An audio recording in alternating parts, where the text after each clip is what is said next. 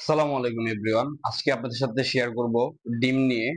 ডিমের মধ্যে কত ক্যালোরি আছে। একটি ডিমের ভিতরে আপনার 6 গ্রাম প্রোটিন আছে। আপনার যদি ওজন হয় 60 কেজি, তাহলে আপনার 60 গ্রাম প্রোটিন প্রয়োজন।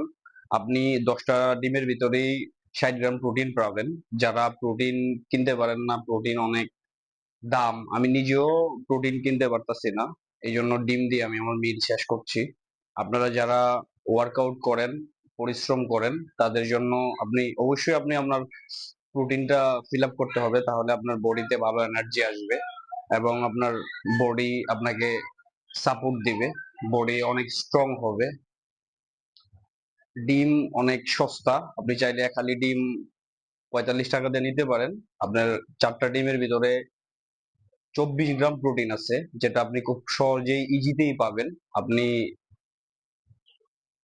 অযথা ফ্যাট চর্বি জাতীয় খাবার খেয়ে টাকা নষ্ট না করে আপনি অবশ্যই 4টা ডিম খান প্রতিদিন। আপনার বডি অনেক ডেভেলপ হবে এবং অনেক স্ট্রং হবে, আপনার মাসেলও বৃদ্ধি করবে, আপনার মাইন্ড অনেক স্ট্রং হবে। সুস্থ থাকুন, ডিম খান।